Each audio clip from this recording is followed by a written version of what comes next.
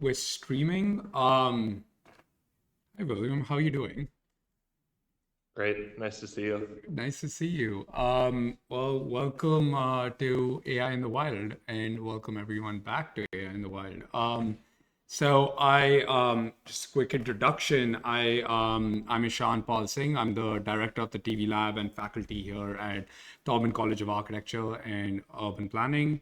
I think a lot of people currently, right now, still talk about AI as if the main question is whether it works, and especially even in the course that I'm the course that this lecture series is involved in is we're constantly asking this question like, oh, does it actually do its job? Does it make the image that I wanted to make, or does it make it faster to render something or an architecture or so on? But I think at this point, that's almost the I don't want to say, but the boring part, whether it works or not. I think the more interesting question is what kind of culture, taste, experience gets built once these systems stop being a kind of novelty and start becoming infrastructure.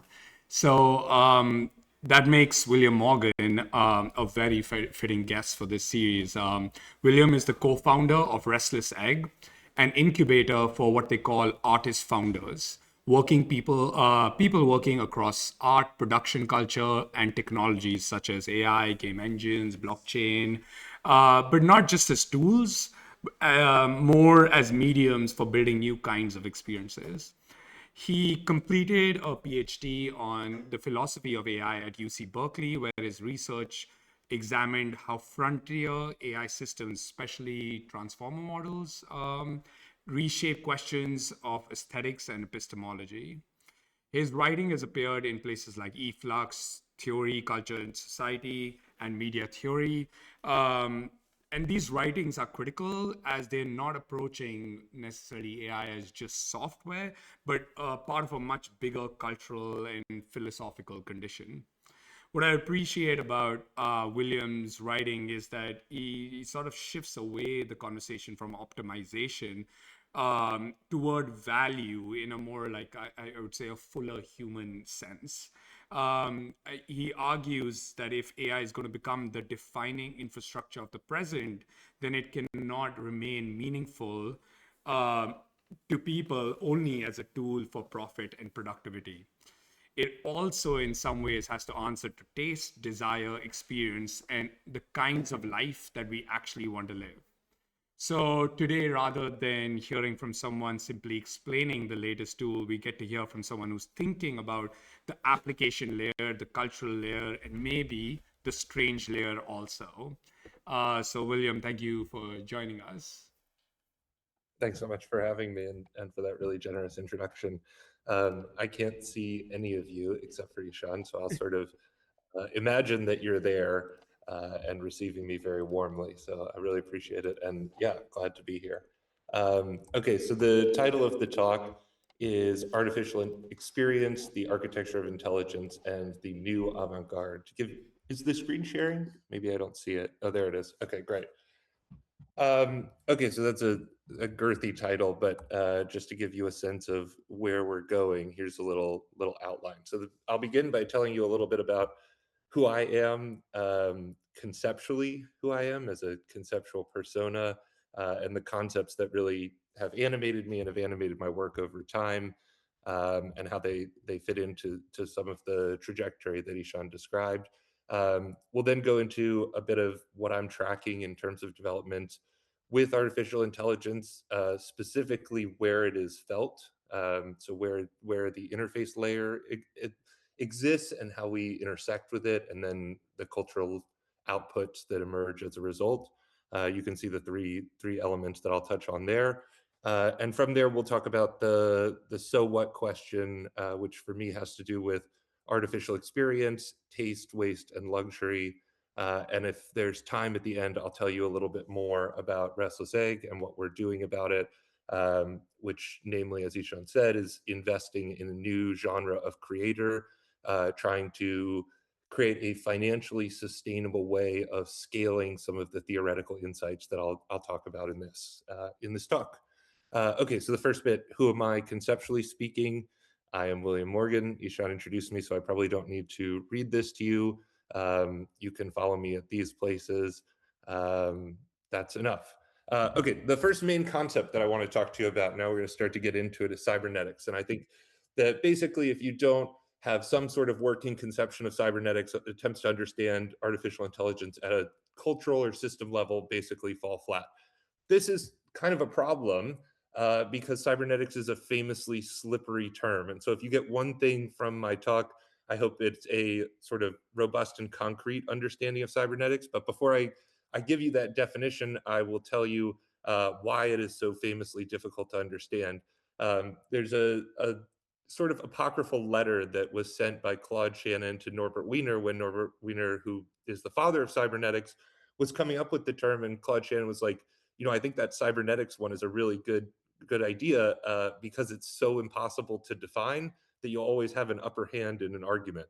Um, Second joke, Stafford Beer, who you see pictured on the screen there, father of management cybernetics, in a lecture called What is Cybernetics, began with the following remark. He said that you can imagine three people who are about to be executed.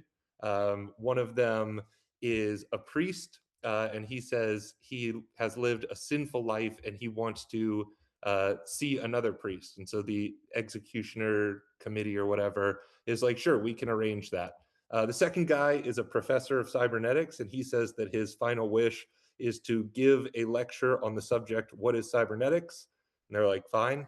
And the third guy is the professor's student, and his wish is to be executed before that lecture can begin.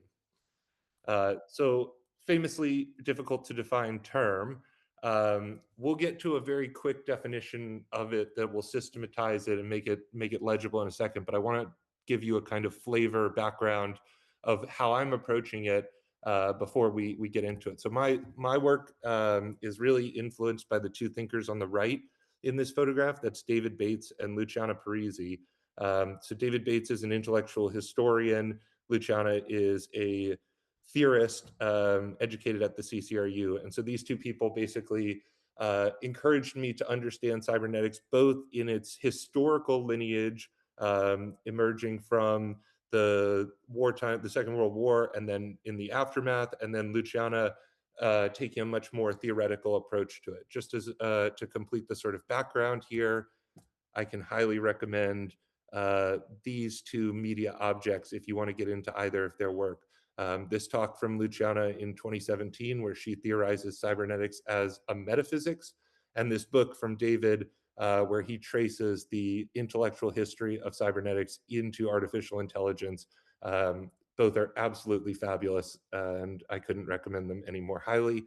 And I couldn't recommend either of their work any more highly. A lot of what I say today will be derived from the training that they gave.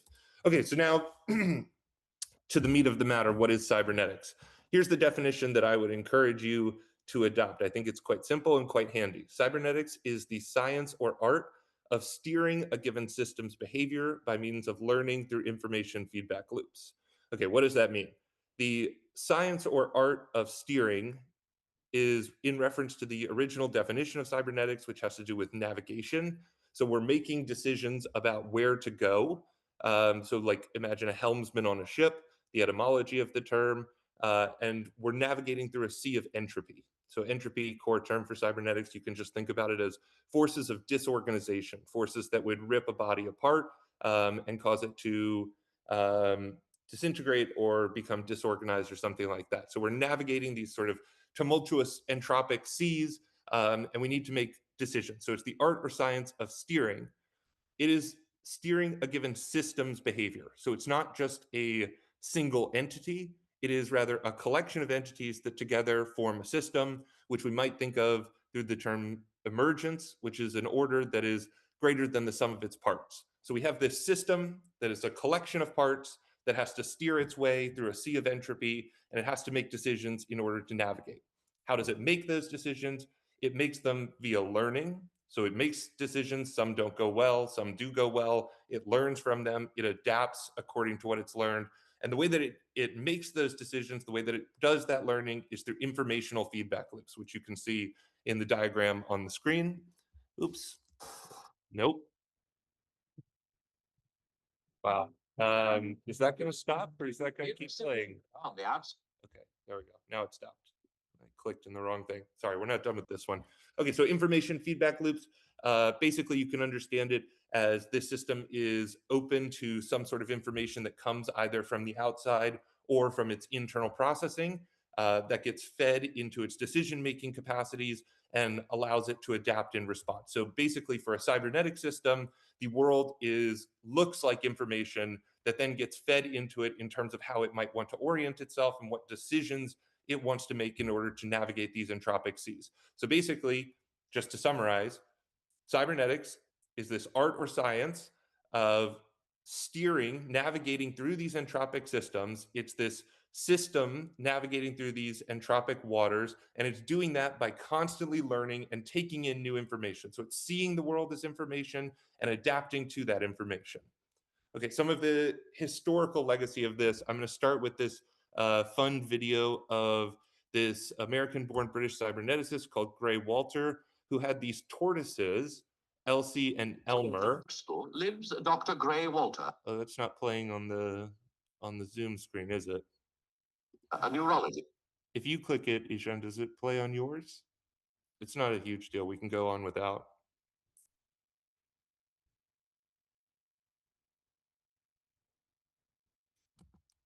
Forget it. Forget it. We'll go on. We don't need the video. I'll describe the tortoises and then I'll send you the deck later and you can share it with anyone who likes. Okay. Are we back in the slides though? Because it looks like it's done something. No, it's not. Oh wait, no, that's just me. Simple. Sorry. Okay, we're good.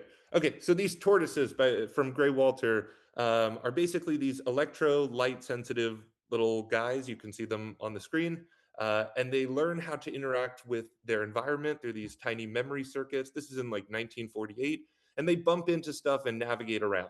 So these tortoises are themselves cybernetic systems that are quite literally navigating around an environment, bumping into stuff, learning about where that stuff is. They're kind of like little pre-Roombas, right? So they learn how to interact with their environment. Okay, some other cybernetic examples that you might be familiar with.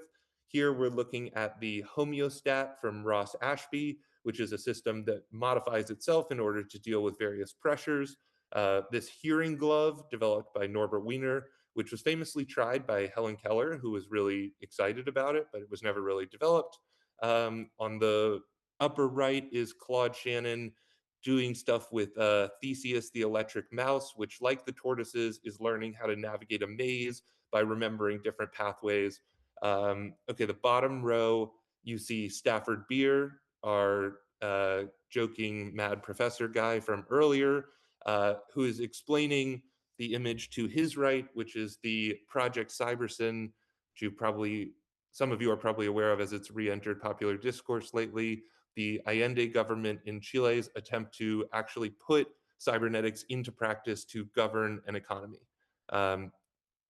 We can talk more about that in Q&A. I won't say more about it right now, but the last one is perhaps the most famous and that you've probably heard about before, which is the AA predictor developed by Norbert Wiener during the Second World War for anti-aircraft prediction.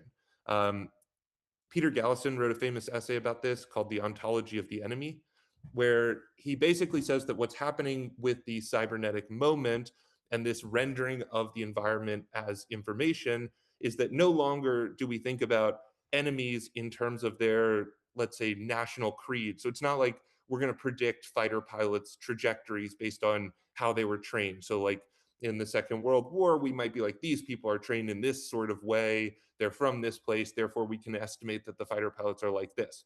The anti-aircraft predictor operates on a different register. It says that these are the informational capacities of the plane, or rather the informational trajectories of the plane. And it does a probabilistic analysis to say this is where it could go, and this is where we ought to fire in response. And so Peter Gallison's argument is that basically the cybernetic system of the anti-aircraft predictor is changing what the fighter plane, what the arena of combat is like to be an informational domain rather than a personal domain. So this is very much what will later get called a cyber negative system, which is dealing with negative feedbacks and how do we maintain the stability of a system in light of entropy. So that's the way I've described cybernetics to you thus far. Is basically the key term is homeostasis. And so we're dealing with maintaining the stability of an organism, a system, whatever, through information-based learning.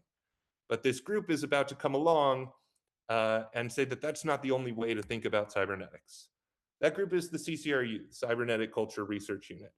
And the easiest way to understand the CCRU, even though they're famously difficult to understand, is that they begin an experiment that asks, can we combine extremely rigorous high theory, especially from the post-structuralist tradition in France in the 20th century, with work on contemporary and emerging technology, namely cybernetics. And so they're thinking through figures like Deleuze, Guattari, and Bataille, and also along cyberneticians like the ones I mentioned, but they're developing a concept that gets written about in the essay Cyber Positive, where they're not only thinking about the negative feedbacks of cybernetics, how systems maintain themselves, but how when you operate in an informational field like this, there can actually be cyber positive feedbacks. And so the language of information and the theory of cybernetics is not just something that produces order, that produces homeostasis, but is actually a way to understand rapid and dramatic change. And so we can apply cybernetics to a much broader domain of things, including culture, beyond just computers. And so they take a cue from Gregory Bateson here, who says that computers are just one case of cybernetics, but there are in fact many more. And so then we're starting to think about positive feedbacks in the domains of language, in the domains of desire, in the domains of control, but we're thinking about it through the lens of information and computation. So we're borrowing those as sort of technical metaphors that allow us to think about how these different systems work. So they're not just metaphors, but they actually give us a language for understanding the complexities of these other sort of non-technical systems by default. Okay, so in my work, I got very invested in this.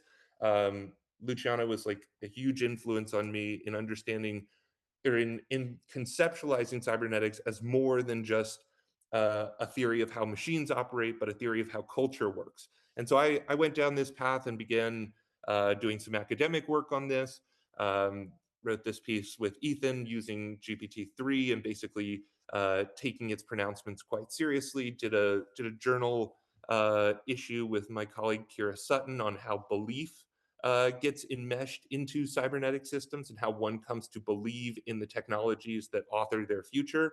So, like, simple example of this is like when you put on a Fitbit or a Whoop, this is a more contemporary example, you're believing in a future that that technology makes visible to you, makes possible. And so it was very interesting to us to think about the way that those technologies license or author certain visions of the future that then we come to believe in. And so there is a feedback relationship between those fantasies of futural thriving and then the actual consumption of the information in the present. And that's an ongoing and continuous relationship. And so I also did some work about thinking about that at the level of genetics and especially consumable epigenetic products that I then wrote about.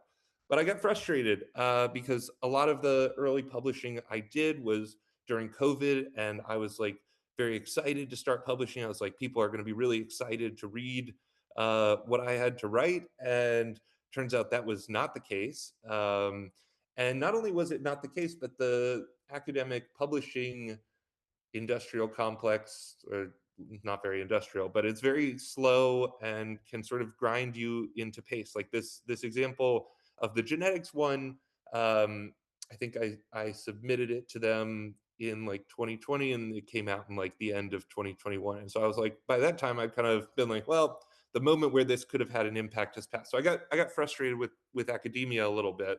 And I started looking elsewhere. Um, and so I came across this institution just by chance called Antikythera that was just starting up at the time, which emerged from the ashes of Strelka, which some of you may have heard about. So Strelka was this institute in Moscow, this like architecture and design sort of school.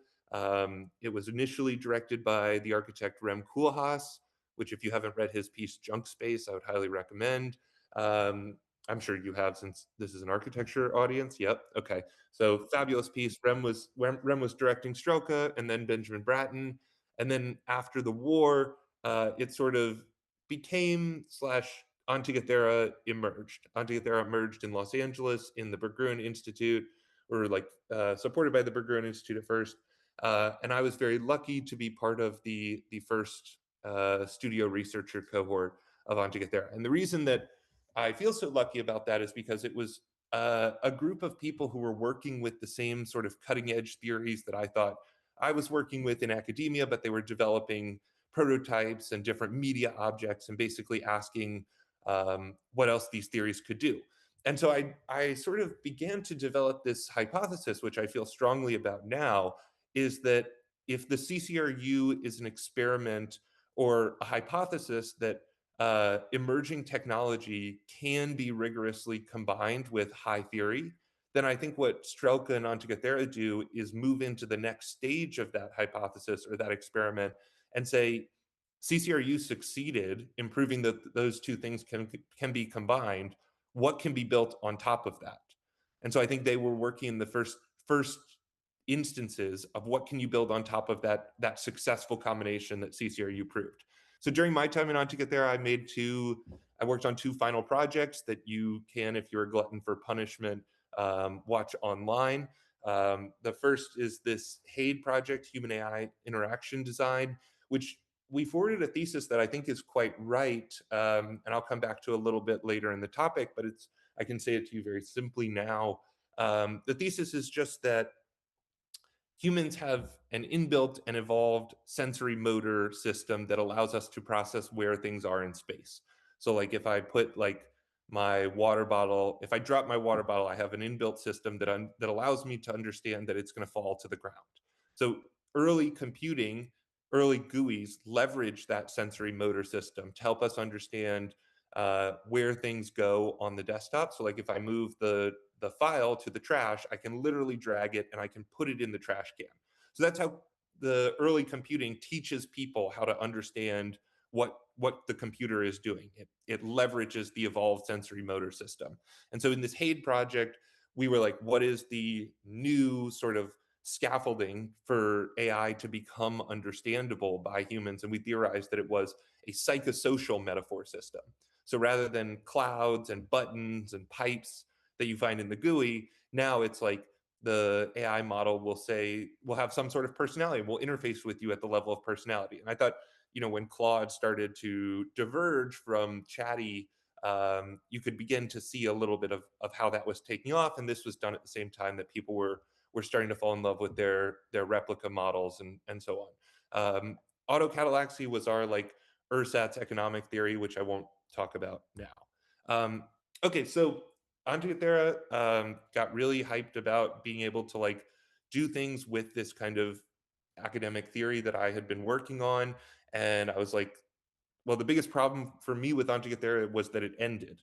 And so I was like, well, I don't think I can go back to the publishing thing. I think I have to hop on this like artist residency treadmill.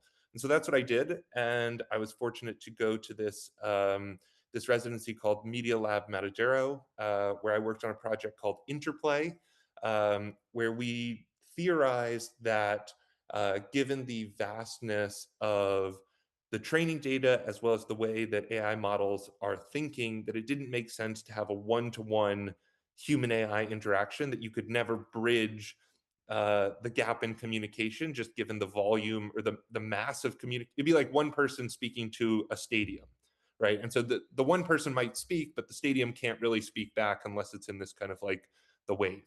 And so we were like, the way to deal with that is actually to scale up the human side of the communication. So can humans play this game as a swarm? So we were using Twitch Plays Pokemon as our kind of core example. We were like, can humans communicate with an AI by playing as a swarm? So we published this book as a result, and that was cool. Okay, after that, I was sort of like, well, is that it? Is do I just do these residencies? And I had a second realization, which was, so if the first realization of my life was like the academic thing I was frustrated by, and that this group of people was really incredible. The second realization was that there was something missing, and that it had to do with perhaps scale and financial sustainability. So what I noticed was that these people's ideas and their outcomes were not receiving the same attention that many of my students who would go across the bay and get jobs in Silicon Valley. Like there's this permissioning infrastructure, is what we call it at Restless Egg, that basically, if you have some technical skill and you have this like wild idea, you can get funded by Silicon Valley venture capital to build that idea. And so that funding infrastructure licenses a kind of imagination. And so I was beginning to wonder if that same kind of permissioning infrastructure could be brought in to the communities that I was working with in these residencies, and that these ideas that follow in the legacy of CCRU, Strelka, and Antikythera could receive that kind of venture backing, that kind of infrastructure, and what would emerge as a result of that new kind of inspiration and capacity to imagine. So the way that we initially were thinking about Restless Egg was as very much continuing that legacy of CCRU, Strelka, Antikythera. So the first hypothesis is, can you combine tech and high theory? And the second one is, yes, you can. We can start to build media objects on it. We were asking, can you build venture backable companies on that same set of hypotheses? So we started identifying and investing in artist founders. And I'll talk more about what Restless Egg does towards the end of the talk, but that's basically how we situated it in this intellectual legacy. Now, as part of doing Restless Egg, I wanted to continue thinking, um, but I needed to figure out ways to think at the speed of technological development, and also to be in conversation with what we were doing at Restless Egg. And so this is something I think that's broadly important and difficult. It's sort of a crisis that the academy is dealing with right now, which is, how do you write or think in a way that is commensurate with ongoing technical development, the pace of ongoing technical development, also in an information atmosphere where attention is extremely scarce. So the three vehicles that we came up with to basically do a kind of thought project were these. So we run a newsletter. I write a newsletter that comes out every fortnight. Sylvan did a radio show called Dawn Chorus, and then I write a Substack. And you'll hear a lot of things that are on my Substack, which is sort of where I personally keep track of these ongoing technical developments and develop my theoretical ideas. So now we're going to get into this. Okay, so we are wondering what is up with AI. We've done this sort of cybernetics moment. You have a good feeling of who I am, and now we're moving into this domain where artificial intelligence is this seemingly breakthrough technology that's going to change everything. And I guess the question that I have been tracking is the one that I mentioned at the beginning, which is, where and in what scenes do we encounter artificial intelligence? How do we interact with it? What's the form factor? And so when I say what's up with AI, I think I can break that down into three phases that emerge after the initial chatbot moment. Those being the infrastructural, the agential, and the physical. Okay, so the infrastructure turn. This one is mostly authored by Jensen, who is basically the Steve Jobs of AI and CEO and founder of NVIDIA also. The argument goes like this. AI is essentially like electricity or the internet, and it will be threaded throughout the built environment in the same way as upgrading old buildings, making them, providing electricity in like ancient buildings. So imagine like a good analogy for this that I quite like is that like the city of Venice is layered with history.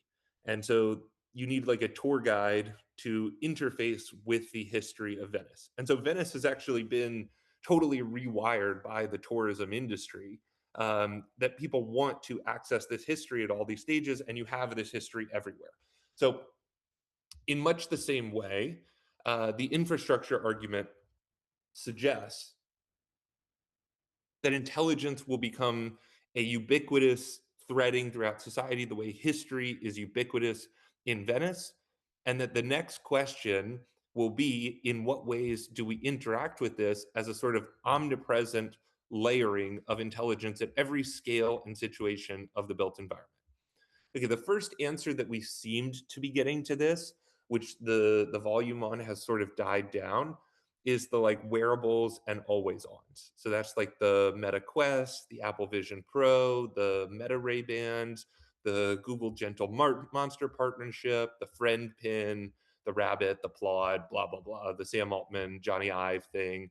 Okay, so it was like initially the thought was that we will have intelligence in the environment and we will wear some sort of conduit on our bodies that allows us to access the intelligence. And the thinking here, and I think this still predominates in a lot of the wearables discussion, is that the affordance that people want from artificial intelligence is the ability to access intelligence more often, right? It's that you want chatty in your pocket so that you can ask it, like, what's this bump on my leg that I got? Or like, what's that ocean called? Or something like that. And that was OpenAI's original hypothesis on which they were very successful in being the consumer AI product. They were like, we're going to get this into everyone's hands. And you saw these wearables pop up as what looked like what was going to win.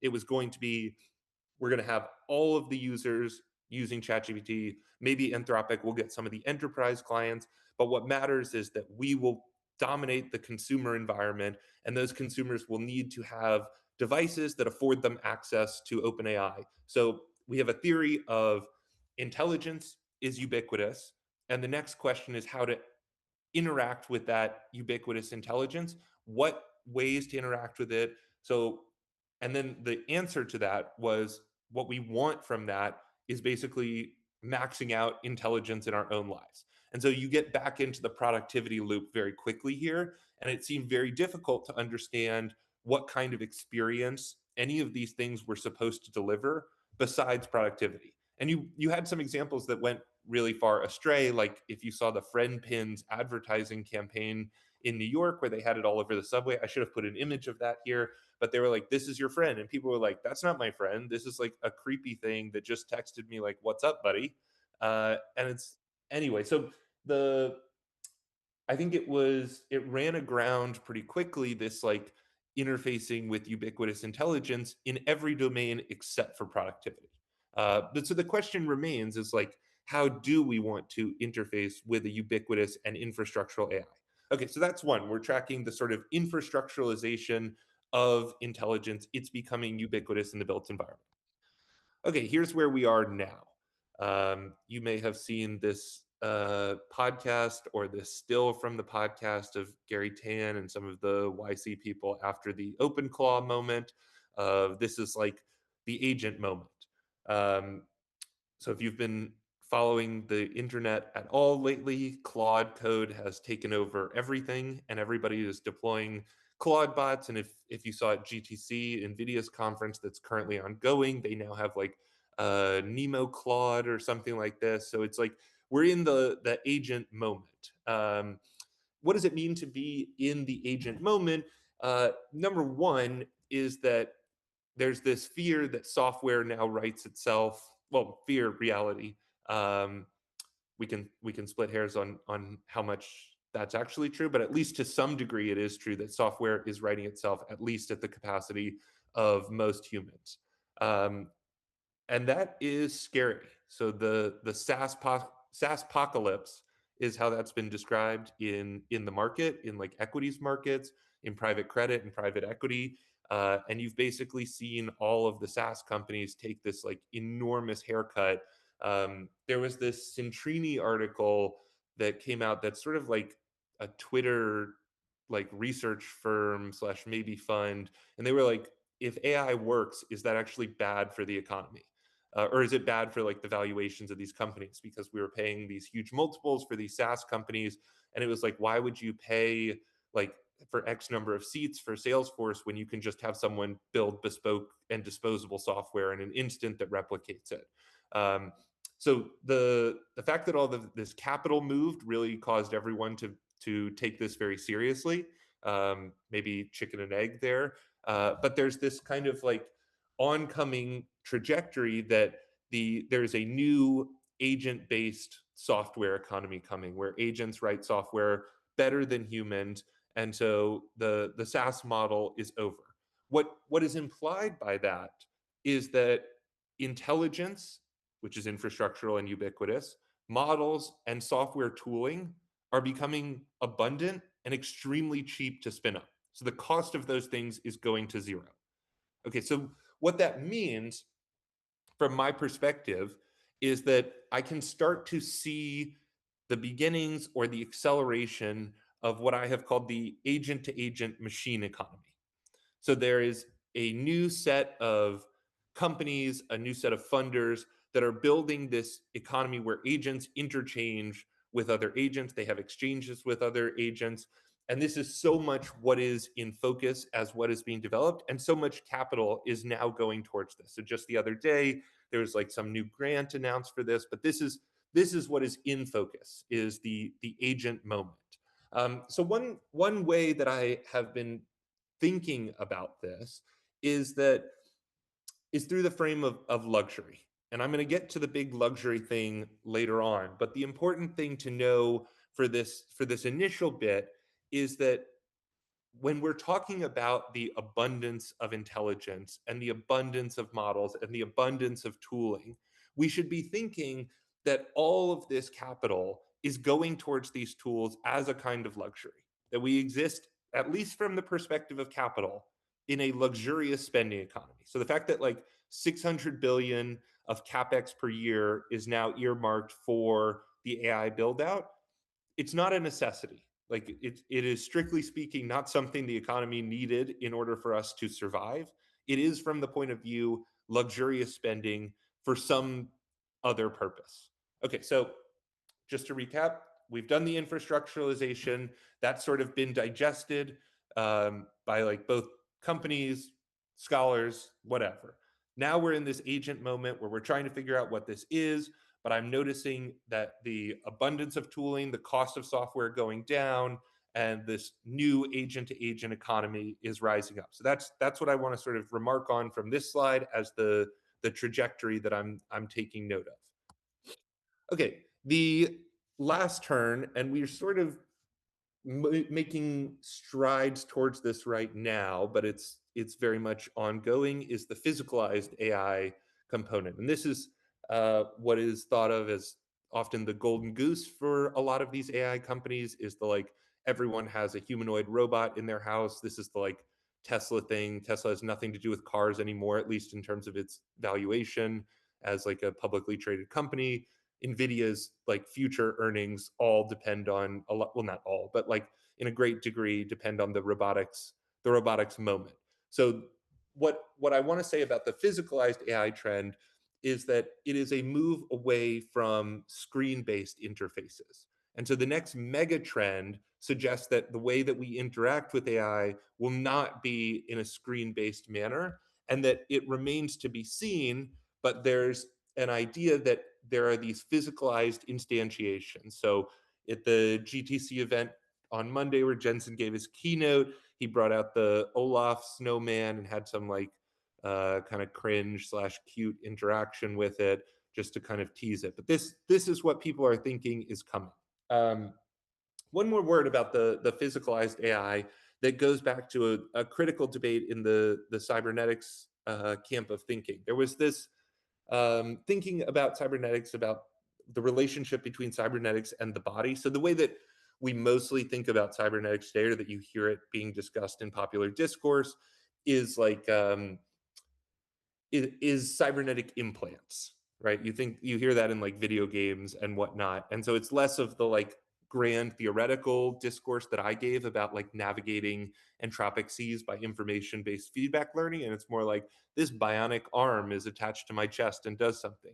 So what that comes from is a debate about spacefaring, where cyberneticians were debating amongst each other about how to deal with vacuum and whether the human body ought to be changed in order to navigate space, or whether we should bring the environment with us in the form of a spacesuit. So obviously one of those wins out, but we're dealing with the same question today of, do we change the environment to adapt to robotics, or do we change robotics to follow human morphology because we've adapted the environment? So let me clarify that. In the first instance, do we change the environment for robotics? That's the dishwasher, right? So like, we don't build C3PO to wash dishes. We create this little box, a new envelope that you can put the dishes in, and it washes them better. The other side would be like, cars fit human morphology, so like maybe it makes sense to have like a humanoid drive a car. I think this is a really interesting point, because the answer is probably somewhere in the middle. But I think that there's a tendency maybe to go hard on the dishwasher side and be like, let's just change the physical environment to reflect what the robots can do. But I think that there's a really interesting case to be made for the fact that humans have built the environment, or have built the built environment around human morphology. And so there's some cases where humanoid robots would actually perform really well because that's the environment that we've built. So this is kind of a really interesting theoretical point. There's the information theorist Luciano Floridi was writing about this back in like 2015. He talked about it as re-ontologization of space.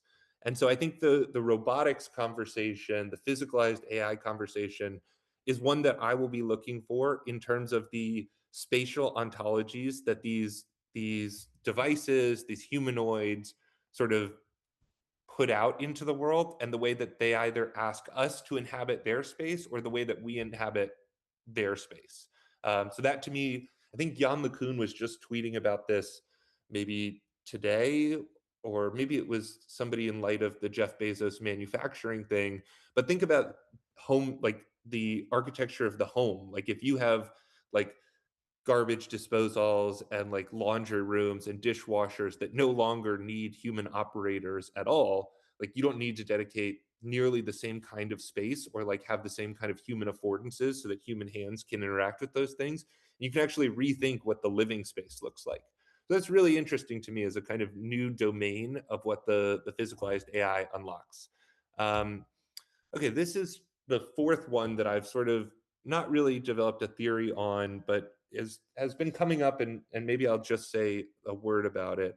Um, Actually, what time do you want me to stop you, Sean? Because maybe I'll skip this one.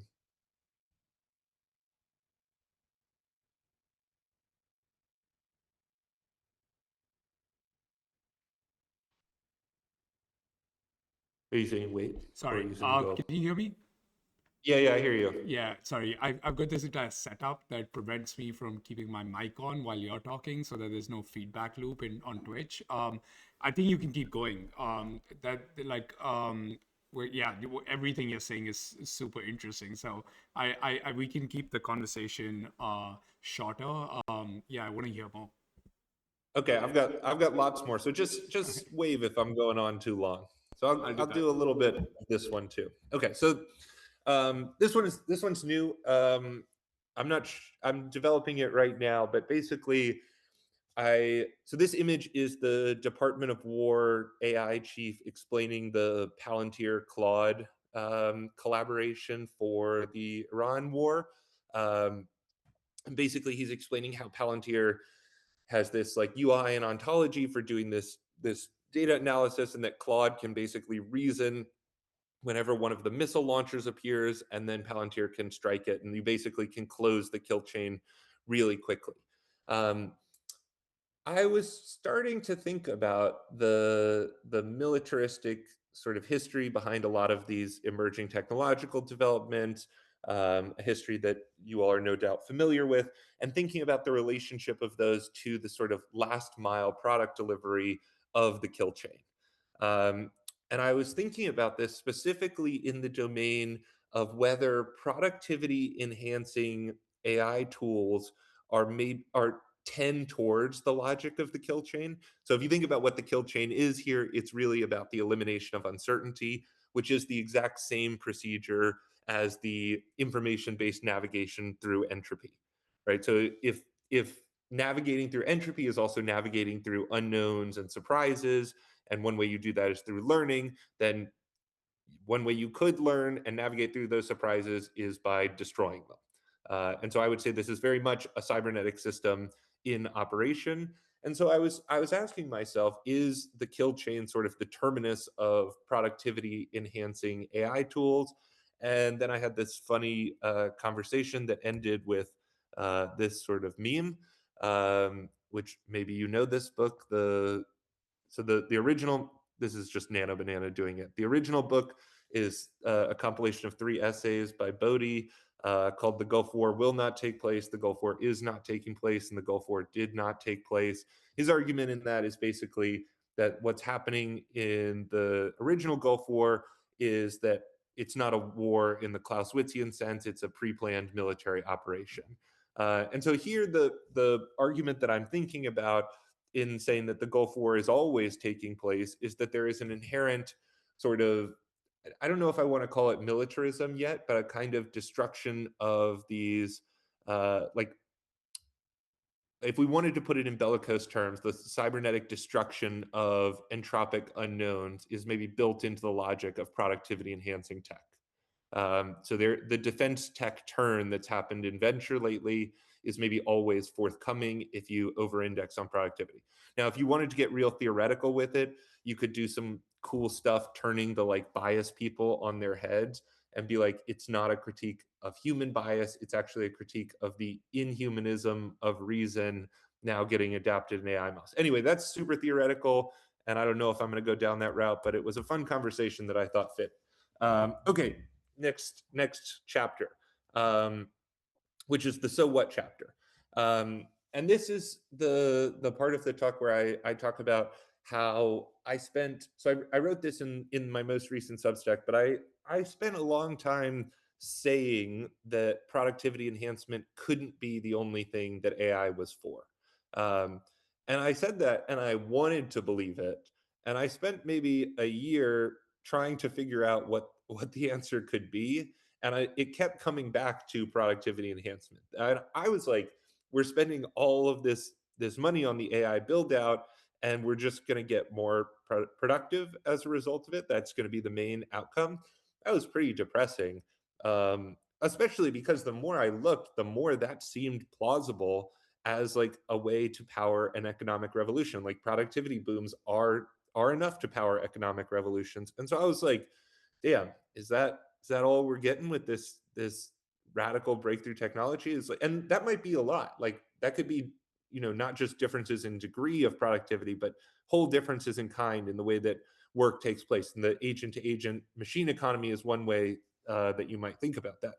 But I was set on this idea that there had to be a kind of avant-garde class that was experimenting with these technologies and developing things that did not fit within the productivity hypothesis, and that did not fit was very interesting to me as like a place to examine it, because as I mentioned to you, I was examining it through the lens of company building and through the lens of venture. And so how do you square the circle of developing a technology that is seemingly not for solely productivity enhancement, but also building a venture backable company?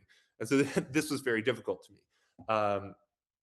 I'm happy to say that I've made some progress on it. The first thing that I'll say, um, and in case there's any investors listening to this talk, that what's most important, I think, is to realize that the productivity aspect is undeniable, and so is um, the prospect of capital efficiency as a result of artificial intelligence. So it's not that you want to just like negate those things. And I think that was initially maybe something I was coming up against, is that I thought these were two paths that went in the opposite direction, and they very much don't. What I have come to the conclusion of lately is that productivity enhancement might be a necessary element of AI, but there is more on the sufficiency condition when it comes to culture and art and experience. So I think you probably cannot eschew the productivity elements, but I don't think that's all there is. And I now feel more comfortable and confident in saying what else there might be. Um, okay, so the first bit on that is to take a step back and talk again about the luxury economy. or luxury in general. So I said to you earlier that the agent to agent economy, from the perspective of capital, can be defined as a form of luxury in the sense that it goes beyond basic necessity. It is a vast expenditure of both social resources, material resources, capital, land, energy, political attention, blah, blah, blah. It is, we've staked the entire economy on AI, and basically every technology company has done the same. So, just small example, a couple of weeks ago, Google reported their quarterly earnings. They were like, we're actually doubling our capex from what Wall Street expected. And then, like a few days later, Meta was like, bet we'll double ours too. And that's been the trend all around. So all of these companies have bet the farm on AI. Okay, so that is a form of luxury and luxurious spending. That is not how people experience artificial intelligence right now.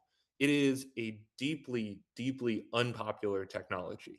Like, I think for those of us in this room listening to this talk, it might come as a surprise how unpopular it is, because all of us are probably using it and find it very valuable in some ways. But like, the further away from the like epicenter of AI you go, the more ordinary people, or just like, yeah, the more people just like do not feel this luxuriousness at all. The felt effect of artificial intelligence is job insecurities, is energy price increases, is land use, is slop on the timeline, is mass surveillance, is feeling some sort of social coercion, is feeling uh, dehumanization, militarization, or even the ones who are using it are like, even the people who are using it are like, damn, I better use this or else I'm going to get replaced by someone who uses it faster. Like, you've seen, well, yeah, so you get it. So like, this is not the AI is not experienced in a luxurious way. So from the point of view of capital, luxury. From the point of view of people, it is like strapping on like a utility maximization backpack that you have to produce more and more. So I've described this as the luxury gap, the difference in how capital experiences the AI arms race and how humans experience it. I also like to think about it, at least at the level of experience, as the same distinction between exocapitalism and jank space. So those are two tech/media objects that you may or may not be familiar with. Exocapitalism, book by these guys, Merrick and Roberto, who I like to call affectionately the Exo Boys. They're doing like a US tour now. So if you can go see them talk about it, I highly recommend it. But they're sort of also in the CCRU kind of Landian legacy of the abstract forces of capital lifting off from their material constraints. And that being a sort of destiny for how capital works, is a force of abstraction that doesn't really require uh, material conditions. Just another word about that, it's very similar to the thesis that we were advancing in autocatallaxy, where if you read the Austrian school, they basically develop a theory of price discovery that is like, price discovery is computation. So that's Hayek's greatest insight, not any of the like social stuff that comes afterwards. Price discovery is computation, and actually we all get enmeshed in participating in that price discovery, but then that system develops its own inertia for continuing to do price discovery, and before long humans aren't really that involved. But more to the point, it's that it's not optimized for what some groups of people these days might call human flourishing. It's optimized for its self-replication. So price discovery seeks price discovery. And so that's why you find the Austrians backdooring in all of this social theory. Anyway, the exocapitalism, the Landian tradition, whatever, they take very seriously that price discovery abstraction has a motor of its own that doesn't require recourse to material human needs. And they're like, okay, so capital liftoff. Okay, so that's one trajectory. That's the trajectory I would align with the agent machine economy, at least in its most phantasmical appearance. On the other side is jank space, which is what Jen Lung and Daniel Felsted have been working on, which picks up from Rem's junk space and is basically a description of janky capitalism, which is sort of how the body makes use of all of these technologies. So they use this Deliveroo bike as an example that has all of these different like stuff attached to it, just thrown together, kind of like, if you've ever seen the like Johnny Mnemonic film, which people don't like, but I like, but anyway, they're just throwing together tech on top of tech and trying to fit the body in as a result. Anyway, so exo jank is one way to describe how the luxury gap is experienced. So um, basically, just to come back to the point, the way humans experience AI is the impress of hyperutility.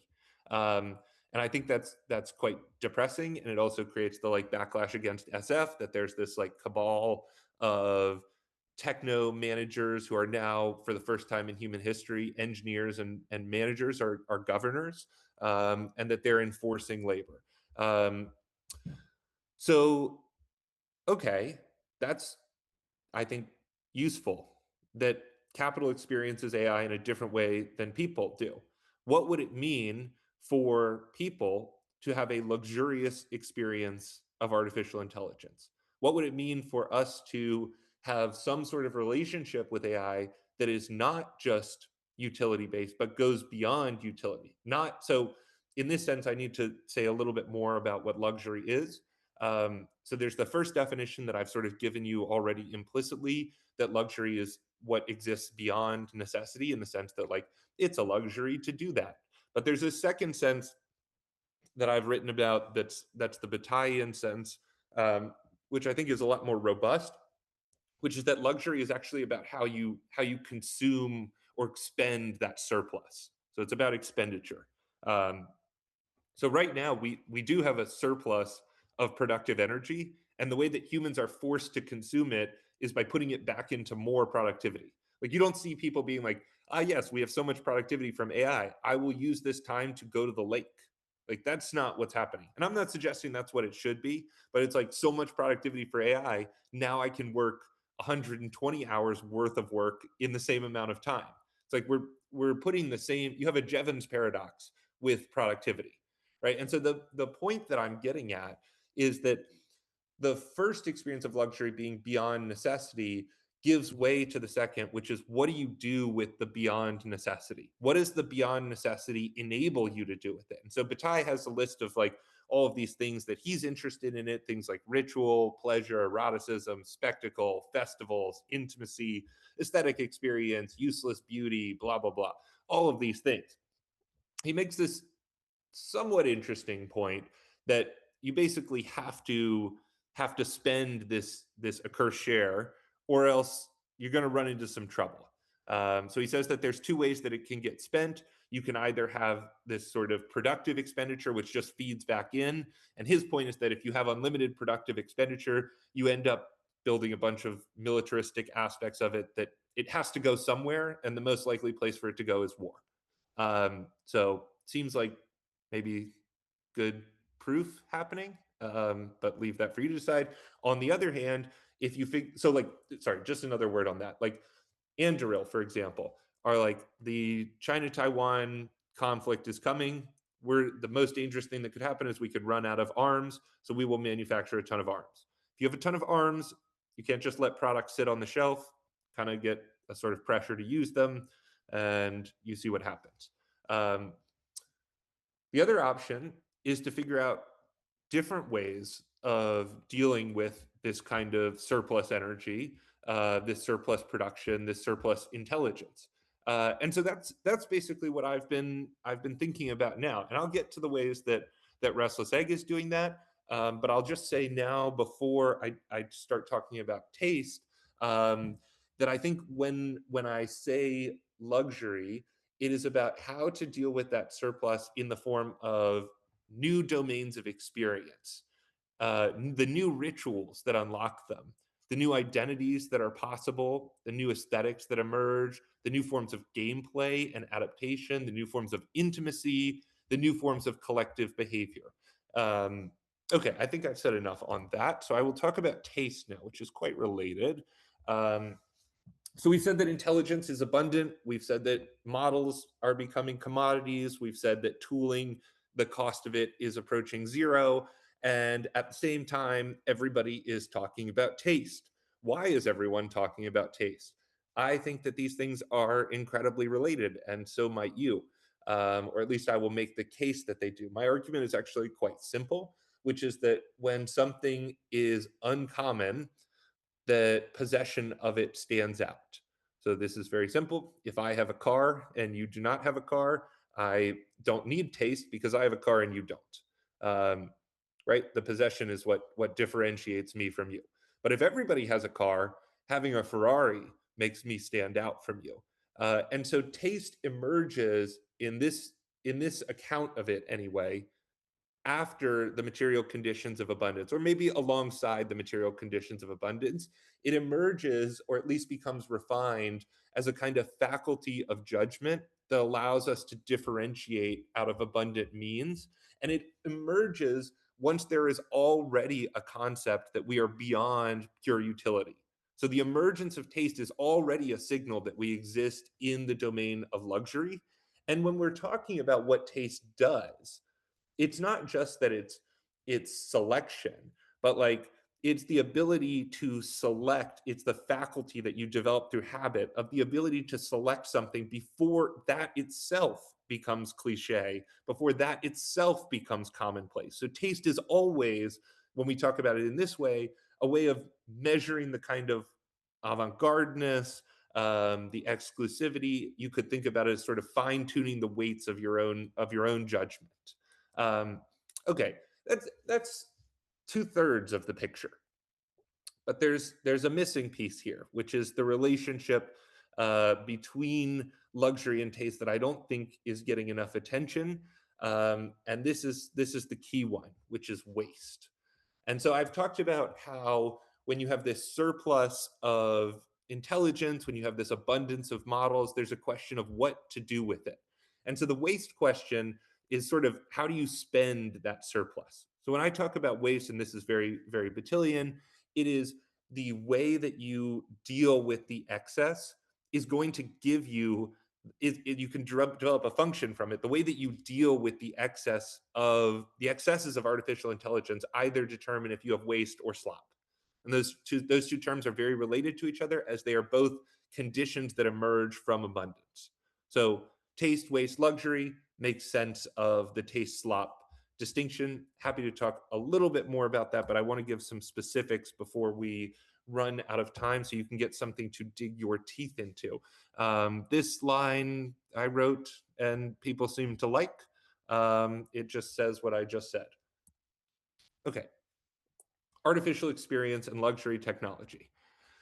The the question, I think, we've talked about how what I'm tracking is these ways of intersecting with, interfacing with artificial intelligence, the forms of experience, the domains of experience that it unlocks, the ways of spending that excess beyond utility, beyond productivity, and inventing new forms of experience. And so I think there is a field waiting to be designed of artificial experience. Now, I'll say one quick word about the agent to agent machine economy that I see coming, replacing the SaaS side. In its inverse, maybe emerging out of jank space, maybe peeling off from the agent to agent economy, is the human AI economy. So this is, I think, the slippage that people miss, and it's subtle, but I think it's important.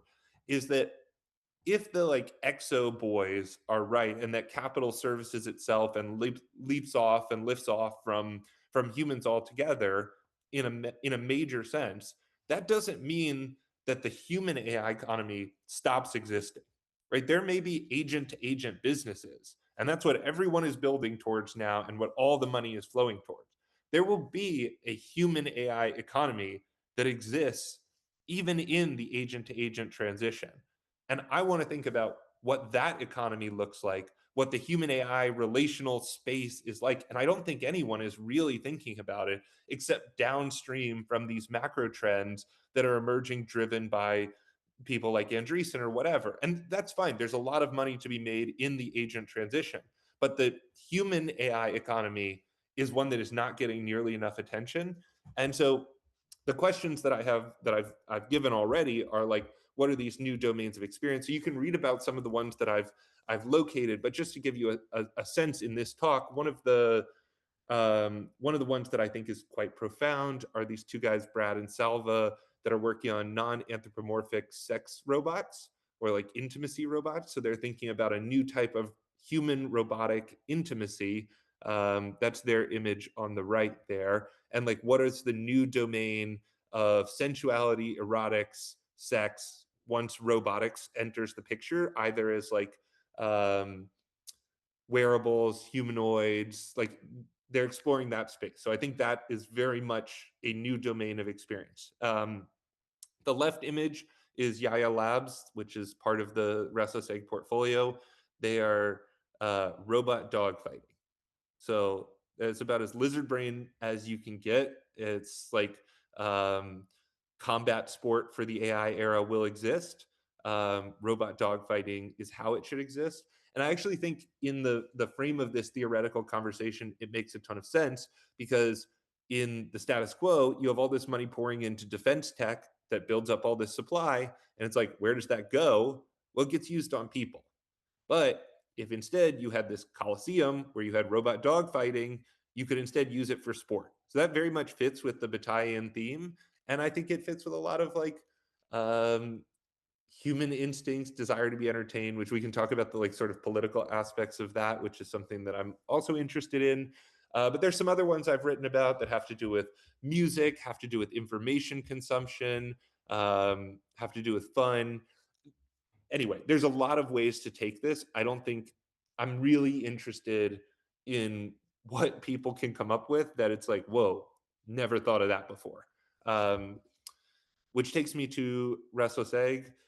Ishan, maybe I'll go for like 5 more minutes or Yeah, that's give me a great. little bit of a check. Yeah, yeah, 5 more? yeah, that's great.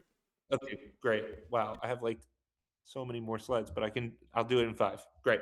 Okay, so Restless Egg. I've said a little bit about it already. What do you need to know? It's like a venture firm for artist founders that seeks to unlock this new type of persona that we call the artist founder. Now, it's important to note that I'm not talking about artists making like sculptures, but the germ of artistry that exists in this kind of like avant-garde figure who can unlock these new domains of experience and maybe has the savvy or cultural capital to begin building those. So we do investments into these artist founders at day zero to build companies and scale these insights, thinking that companies are a medium of communication. So it's like if you're an artist and you want to be a popular artist, building a company is one of the only ways to do that. And one of the only ways to really scale that is you have to actually make money. So again, we're back to the utility thing, but it's like making money is a necessary, not sufficient condition.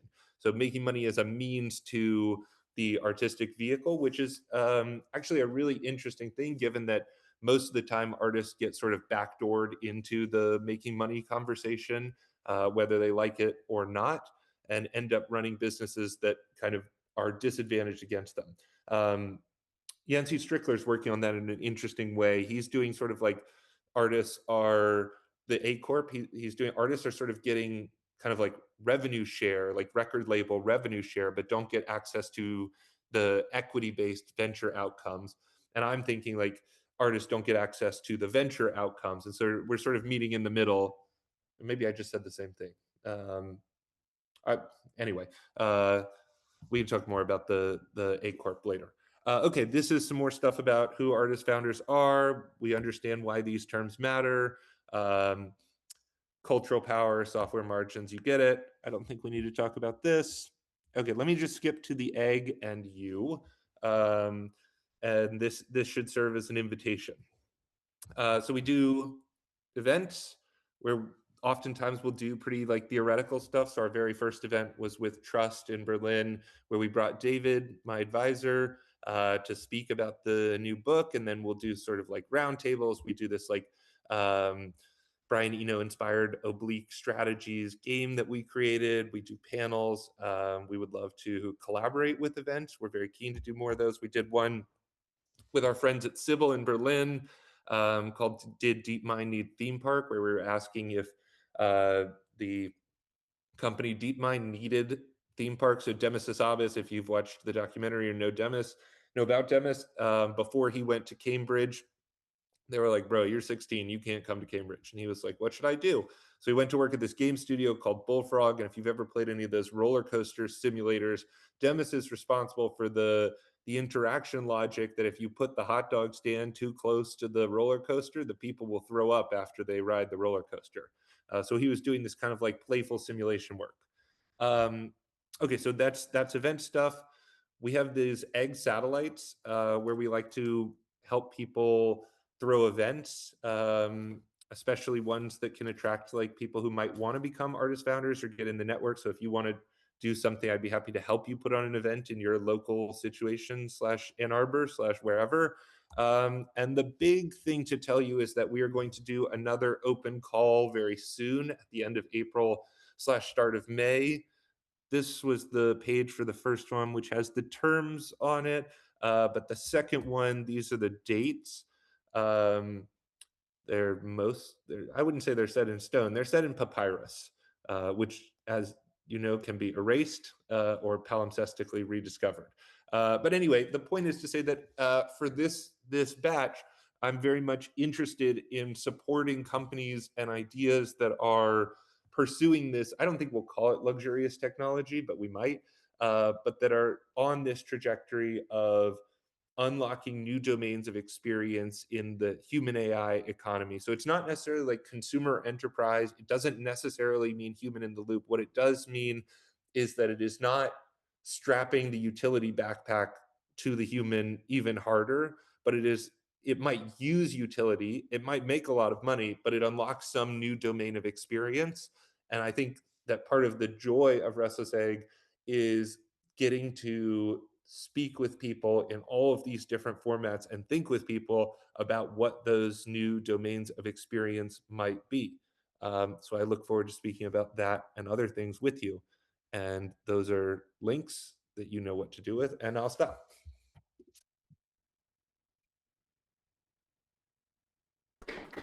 Thanks, I Ishan. don't know if you can I hear, but there's do. clapping on the in the room. No, that was I'll take your word for it. sorry, what? I said I'll take your word for it. Yeah, yeah. Thank you so much. That was like thank you for the sort of deep insight to one into the industry of these the creative technologies and sort of the different views that people have around it right now, but also giving us insight in what you see as some of the future trajectories of this. Not necessarily, I really enjoyed the way you framed it. It wasn't necessarily in a techno optimistic way, but tied to theory, tied to different readings of how these technologies in the past have influenced society and where you see them going towards now. And also towards pointing how they are so deeply tied to like critical issues with the fact that they're so deeply tied with problematic sort of outputs, such as war and militarization through these with these technologies. So yeah, there's so much that you spoke about. I feel like if I could talk just about the first part, just cybernetics, for maybe 45 minutes with you, but I'm going to try to maybe touch upon. I want to tie some of the themes that I just spoke about and talk about restless egg in some ways.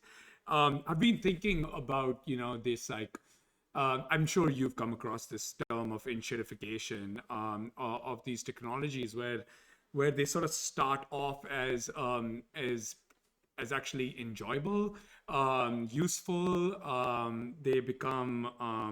They become integrated, and then you start to see they sort of, because of this profit making aspect of these companies, they start to crash, become worse and worse. But now you're so inherently tied to this that you can't get away from it. And I'm curious as to, you see the same thing actually with metaverse over COVID, right? Like there was such a massive investment in XR technologies during that time, and then AI comes, that gets washed over, and now you have just the trajectory. And I don't think I hear much about the new headset by Apple or anything anytime soon. They might be doing it, but it's just like that conversation has sort of disappeared, at least from the side of people who are not deeply involved in these technologies. So I mean, I think this is something that I'm asking about restless egg and how you start to judge value at this point, because a lot of what happens with these technologies is that even if they have maybe I don't know, valuable goals. The minute capital is involved, you start to think about like, oh well, is this making profit? And then the value becomes towards like, yes, is it paying back versus is this adding to cultural capital, or is this making the world a better place in the most banal terms. But yeah, I'm in. That's what I'm asking is like through restless egg, like how do you navigate that tension internally, and how do you hold on to like experimentation, weirdness, and genuine cultural value when capital is involved? Yeah, it's a great question. Um, so I'll start by saying some boring things about venture, but I think they'll become interesting. Um, I think it's not exact. So I would make a distinction between profit incentive writ large and basically the venture necessity to acquire as many users as possible, to get like to onboard like the whole world onto your product. And I think that this has been an outcome of part of the way that venture has done investing is basically just like raise a bunch of rounds, and that's how you mark up investments and acquire more capital and grow and grow and grow. um, and so I think actually one of the reasons for this is that there is this kind of like venture profit incentive or venture markup incentive rather than necessarily just like profit incentive on the part of the founders or the leaders of these tech companies. I think they're sort of incentivized that they need to acquire every user. So one of the ways that we're dealing with, which I haven't announced publicly, but I guess I'm about to, is that we are innovating at the financial layer of Restless Egg as well. And so Sam Lipnick, who's my partner in this, deserves a lot of credit for leading this charge. But we're working on a new instrument that basically says to founders that at a certain point they don't need to raise more capital. Like we're happy to put in initial, and then if they want to grow like a small or medium sized business that allows them to like do the transformation that they want to do without trying to raise as many rounds as possible, that we want to support that and make sure that like we're aligned with that. um, because I think you're absolutely right that if the financial incentive is you have to appeal to everyone, that your product is inevitably going to trend towards slop. And I think you're absolutely right that we've seen that. So Yancey, I mentioned earlier, I was speaking to him about this piece that he wrote about scenes, and how scenes come together as these sort of local enclaves. This is part of his like dark forest thinking about the internet, and then under pressures um, of like mass adoption, they tend to fragment and then form again. And I think that in order for a scene to stay together for a period of time, where a scene is where the sort of genius resides, right? It's not. I'm a big fan of the term genius, as some people know, which is this Brian Eno term that says it's not about the individual genius, but it's about the collective genius of the scene from which you might get the individual genius emerging from. And so, if you want to preserve that, I think you have to tailor the financial incentives if you're doing company building to be able to target smaller audiences and not pressure them in the other direction.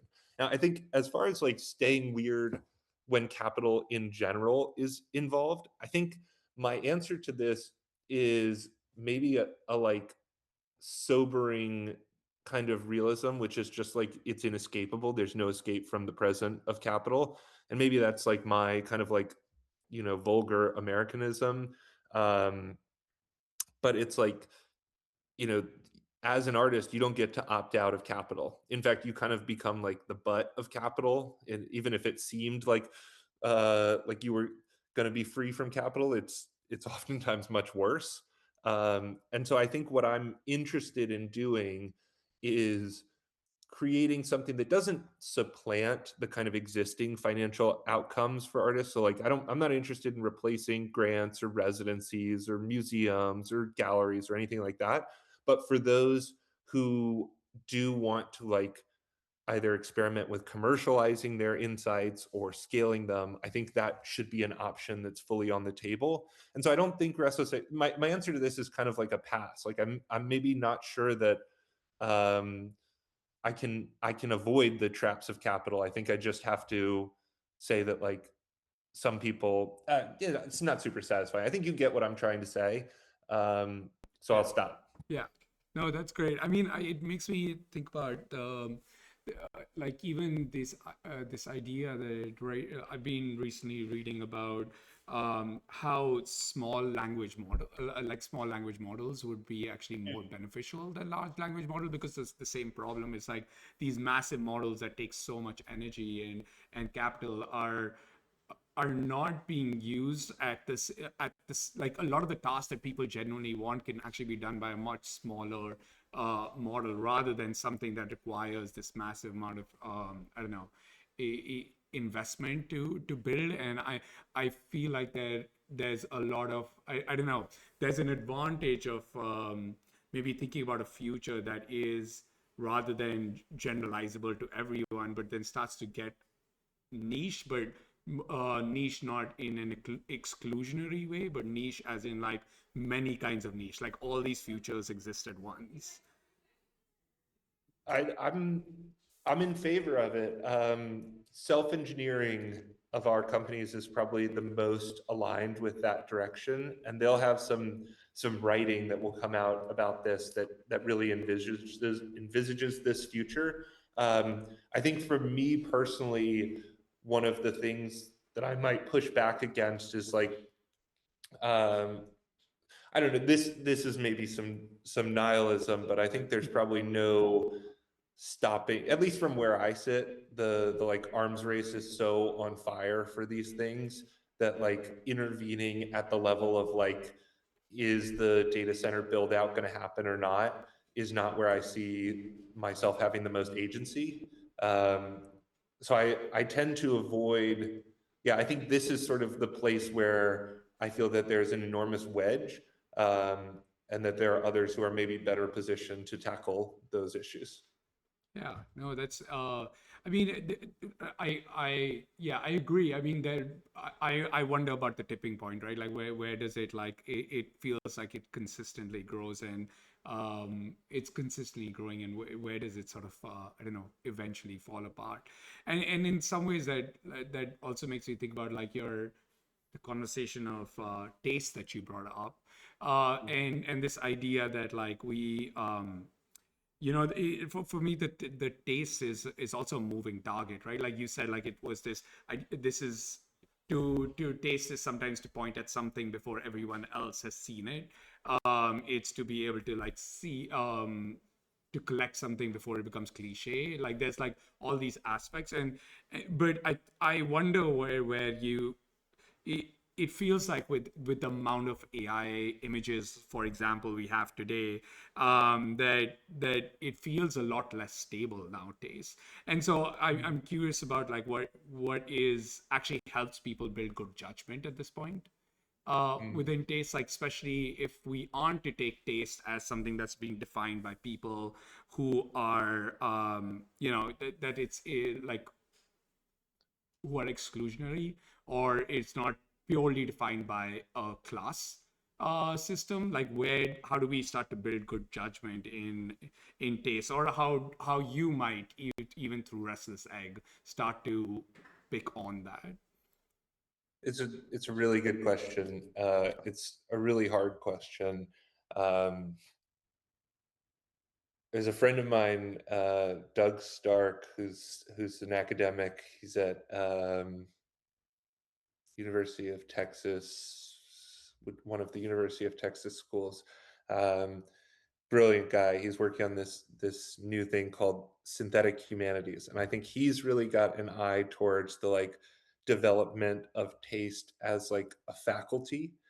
For me, I think it's really quite simple actually. Like I mean, the only way I can talk about taste in restless egg is like when I'm looking at like potential portfolio companies or founders or something like that. And so the way that I do that and the way that we like think about incoming founders is like, okay, is this coming from a place of mature experimentation is a frame that we use. So like we're not really very interested in someone who's like, I just thought of this for the first time. It might be like, this is a new spin on something I've been doing the whole time, but it's someone who's cultivated that through practice, through trial, through failure. And so that I guess it's quite clear. So that's one.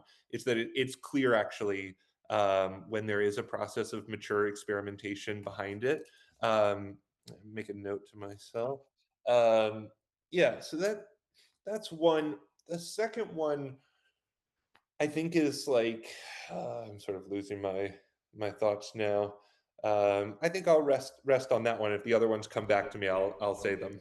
Yeah, I mean, I think it's yeah, I'm just thinking about the robot dog fight when it comes to the question of yeah, like how do you select that, because so very easily that could read as slop, right? And but at the same time, I really enjoy this like idea of mature experimentation. We had last semester we had Nora Khan as a lecturer. Yeah, I don't yeah. know if you're okay, you are familiar. Yeah, and she spoke about discernment with images.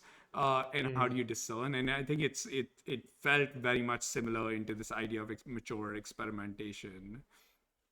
I think the way I would say it is like, um, and maybe this is like venture coded language, but maybe it's helpful. Is like differentiation is really what I'm looking for. So like maybe in I haven't actually trotted this out before, but I think it makes sense. Is like there is a slop in the kind of like product landscape, company proposal landscape, what most people are building, and that there's an abundance of like a certain genre of tools.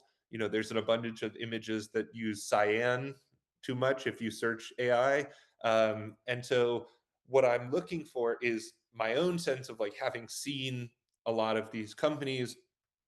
I have sort of like a maturity of discernment, and I'm looking for ones that stand out from that. And so I guess that's how I'm cultivating my faculty of taste. Again, I think Doug would have better theoretical words for it, but in my own practice, let's say as doing Restless Egg, I think seeing a lot of them allows you to see something like robot dog fighting. And I mean, that one is so obvious, but it's like it stands out. I'll tell you, the first time I saw it, I was actually of the eggs, the one who was like, "There's no way we can do this," and I moved from like absolute no to absolute yes. And I think I was convinced because it's not it's so differentiated, but I was really taken by the way that they framed it as like this new human experience. It is like full on lizard brain, but it's not like I would rather be lizard brain than like CRM optimization workflow management tool. Like there's plenty of that. That's fine. You can make like people can make money on that, but I'm interested in like, well, I never thought of robot dog fighting before. I never thought of non-anthropomorphic sex toy robotics. Like um and I think I can do taste at the level of that kind of selection because that's what I've been training on. And I think people who are involved in fields like robotics can be like, this is what people have never thought of, or fields like entertainment be like, this is the new thing. And so I think it really has to do with habit and cultivating that faculty through habit and finding key differentiators. And those marks of differentiation are what other people can then pick up on. Oh, that's really great. I mean, that's we can. I know that we're beyond time, and your time is precious. But trust me, I will be the first person to go see robot dog fighting when that comes to Detroit. I think that's it. It's incredible. Does anyone have any questions? Yeah. We have a student who has a question. You Yeah, want yeah, to cool. you want to sit on this?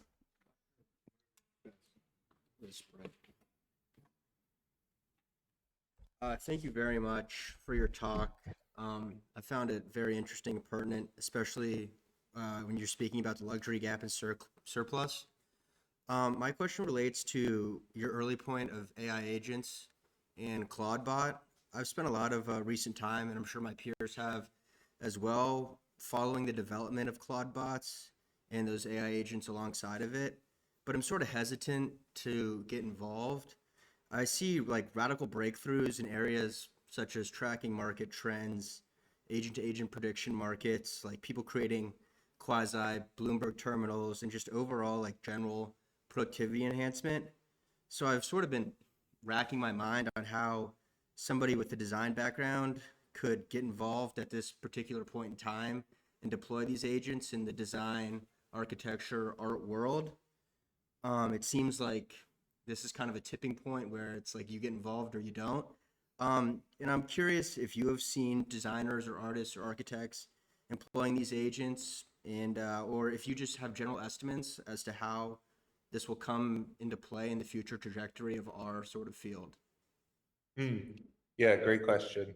The first thing, and I almost forgot to mention this, is if you want to get involved at the restless egg level, um, I am happy to plug in some interested young people as potential interns with some of the companies, or even potentially with Restless Egg. So there's opportunity to, if you want to do some stuff with some of these like weirdo startups, give me a shout, or just like send me an email, or a DM or whatever.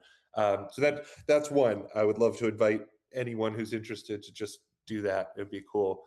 As far as the like agents, I mean, I personally love to monitor the situation, like on top of like a lot of the new like bespoke monitoring the situation things that come out.